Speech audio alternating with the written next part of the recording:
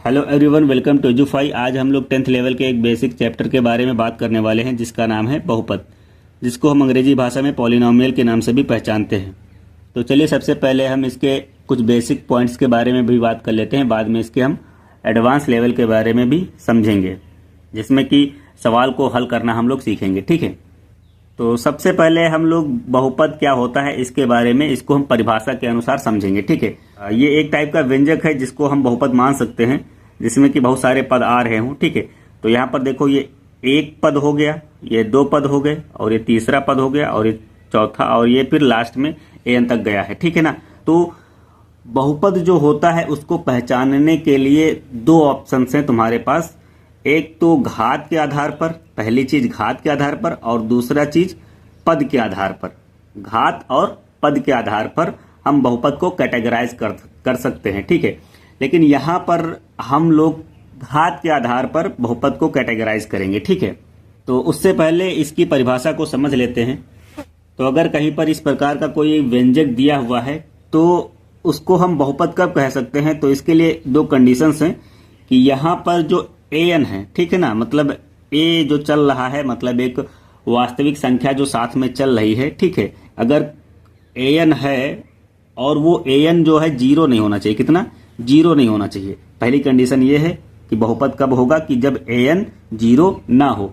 और दूसरा, यहां पर x जो दिया है, ठीक है, चर, उसकी कुछ ना कुछ घात होनी चाहिए।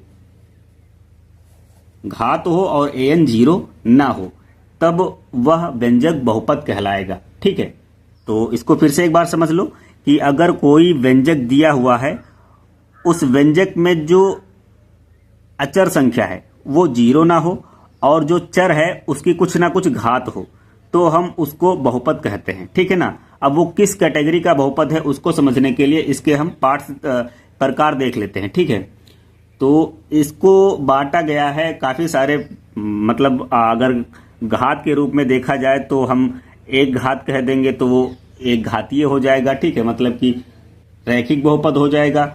अगर दो घात है तो द्विघातीय बहुपद हो जाएगा। ठीक है, अगर तीन घात हो गई मैक्सिमम तो वो तीन घातीय बहुपद हो जाएगा। चार हो गई तो चतुर्थ घात। तो इसी आधार पर मतलब बहुपद को बांटा गया है। ठीक है, तो पहले कुछ एग्जाम्पल से देख लेते हैं, बाद में इसके हम टाइप्स के बारे में बात करेंगे। तो उदाहरण के लिए मैं लिख सकता हूं, जैसे 3x + 5। तो यहां पर देखो, पद तो यहां पर दो हैं। अब यहां पर हम पद बता रहे हैं, लेकिन इसके आधार पर मैंने बहुपद को बांटा नहीं है। ठीक है, पद केवल बता रहे हैं। यहां पर दो पद हैं, लेकिन यहां पर अगर हम चर को देखते हैं तो चर की घात कितनी है? चर की अधिकतम घात यहां पर एक है। ठीक है ना, यहां पर एक अधिकतम घात है, मतलब ये कैसा होगा? रैखिक बहुपद होगा।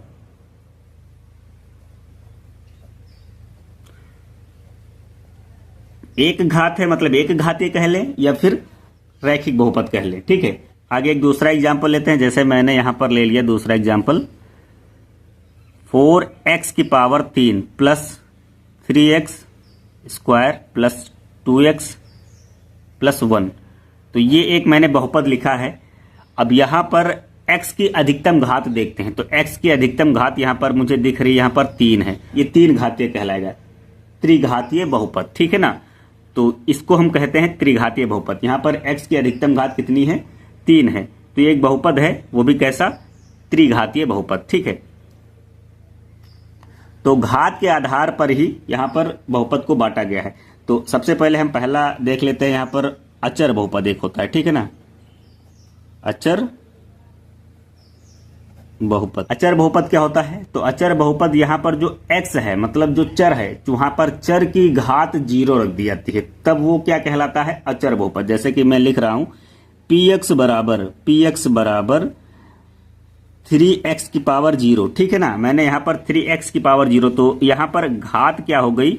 जीरो हो गई। घात जीरो हो गई, तो इस आधार पर यह कैसा बहुपद हुआ? अचर बहुपद।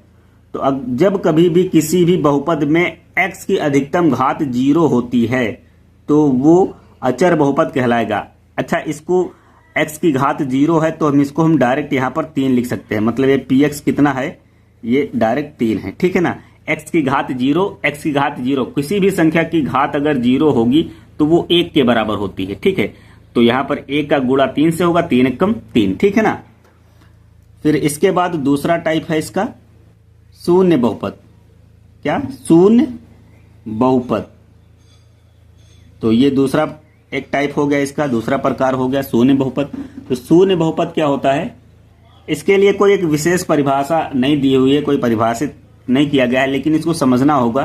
ठीक है, यहाँ पर px का मान जो होगा वो डायरेक्ट ही 0 होगा। ठीक है ना, यहाँ पर कुछ निश्चित इसकी परिभाषा नहीं दी हुई किसी भी बुक में। तो यहाँ पर एक अलग टाइप का बहुपद बनाया गया है जिसे हम शून्य बहुपद कहते हैं। वहां पर px जो होगा, मतलब जो बहुपद होगा वो 0 होगा। ठीक है, इसको अलग से बांट दिया गया है, अलग कर दिया गया है सभी से। ठीक है, इसकी कभी जरूरत पड़ती नहीं है। यहाँ पर जरूरत पड़ने वाली है अचर बहुपद की, ठीक है, रैखिक बहुपद की, द्विघात बहुपद की, त्रिघात बहुपद की। शून्य बहुपद मतलब वो शून्य ही है। ठीक है, तो इसके लिए कोई अलग से परिभाषा नहीं बनाई गई है। ठीक है, अगला जो बहुपद है वो है रैखिक बहुपद।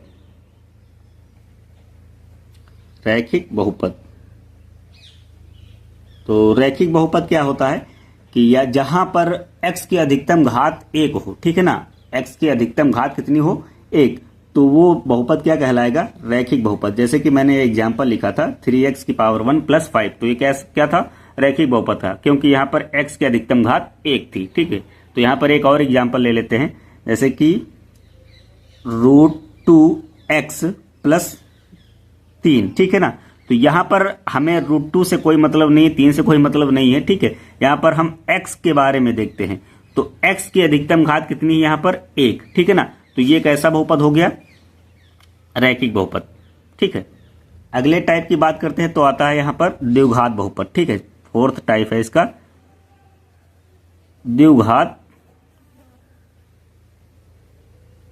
बहुपद। ठीक है, तो द्विघात बहुपद क्या होगा, इसका भी एग्जाम्पल देख लेते हैं। पहले इसकी परिभाषा को समझते हैं। ठीक है, तो द्विघात बहुपद वो बहुपद कहलाता है जिसमें x की अधिकतम घात 2 हो। ठीक है ना, x की अधिकतम घात 2 हो, वो द्विघात बहुपद कहलाएगा। एग्जाम्पल के लिए px बराबर √3x की पावर 2 - 2x + 1। ठीक है, तो यहाँ पर हमें मतलब है केवल x की घात से। ठीक है, तो x की अधिकतम घात मैंने देखी है, यहाँ पर कितनी है? 2। ठीक है, तो ये कैसा बहुपद हो गया? द्विघात बहुपद हो गया। ठीक है, ये द्विघात बहुपद है क्योंकि x की अधिकतम घात कितनी है? 2।